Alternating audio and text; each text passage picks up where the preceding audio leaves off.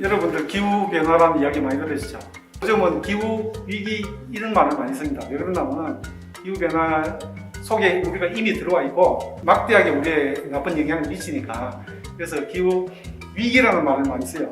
근데 이제 기후위기도 이게 그 강도가 좀 약하니까 기후비상이다. 얼마 전 태평양의 섬나라 투발루의 사이먼 코페 외무장관이 기후변화와 관련해 연설을 했던 내용이 화제가 되었는데요. CNN 등 외신을 탔던 그의 연설. 우리는 가라앉고 있습니다. 이게 우리가 처한 현실입니다. 그렇습니다. 그는 바닷물이 차오르고 곧 삶의 터전인 영토가 물에 잠겨 국민들을 이주시켜야 하는 심각성을 호소하기 위해 이러한 수중 연설을 진행한 것인데요. 그렇다면 이러한 기후위기, 아니 기후비상, 극복할 방법은 없을까요? 저는 그 해결 방안을 찾기 위해 서울 에너지 드림 센터를 방문했습니다.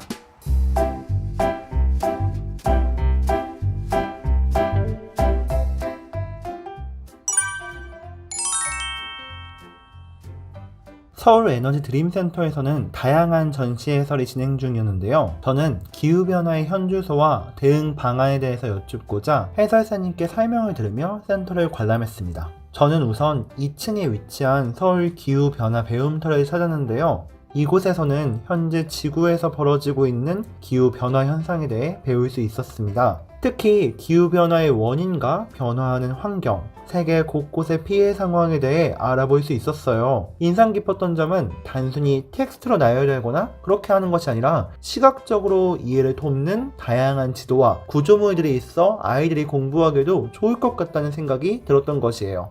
잠시만요. 지금 해설사님께서 설명을 해주시려나봐요. 그래서 이 빨간 거는 지구의 평균 온도, 그 다음에 이 오렌지색은 대기 중에 이산화탄소의 농도를 나타내는데, 이게 서로 상관관계가 있다는 걸 여기 나타내는데요. 내용을 조금 정리해보자면, 최근 기후변화에 관한 정부 간 협의체 IPCC가 지난 9일 늦어도 2040년 이전에 산업화 이전과 대비해 지구온도가 1.5도 상승할 것이라고 발표했다는데요. 이는 3년 전에 예상했던 것보다 12년 더 앞당겨진 예측이래요. 이게 어떤 의미냐고요? 기후재난으로 인해서 생존의 위협이 일상화된다는 것을 의미한다고 해요. 쉽게 우리 체온도 정상에서 1도를 넘으면 미열이 발생하고 1.5도를 넘으면 고열로 치료를 받아야 하잖아요. 벌써 1.09도 상승한 지구는 미열로 앓고 있어요. 빙하가 녹고 있는 것이 그 증거라고 보시면 될 것 같아요. 그럼 원인은 무엇일까요? 바로 인간의 영향에 의한 온난화가 문제고, 그것을 세계는 이산화탄소 발생량을 줄이는 방향으로 해결해 나가자고 추진 중이고요. 요즘 탄소 중립 많이들 들어보셨죠? 근데 그렇게 화석 연료를 사용하지 않으면 우리 에너지는 어디에서 얻을 수 있는 거죠? 이제 전기 못 쓰는 거 아니냐고요? 바로 그래서 제가 오늘 이곳에 찾아온 것이에요. 신에너지와 재생에너지, 흔히 합쳐서 신재생에너지라고 부르는 그것들이 중요성과 비중이 증가하는 요즘인데요. 그럼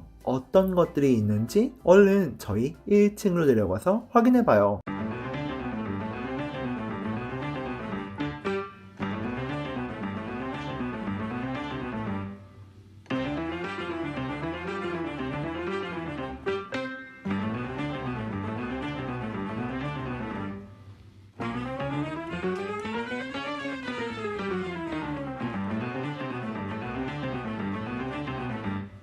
많은 사람들이 녹색 도시를 만들기 위한 아이디어를 1층 전시관 한켠에서 볼 수 있었어요. 그런데 이런 아이디어들 실제 서울에너지공사에서는 테스트하고 있다는 거 있죠?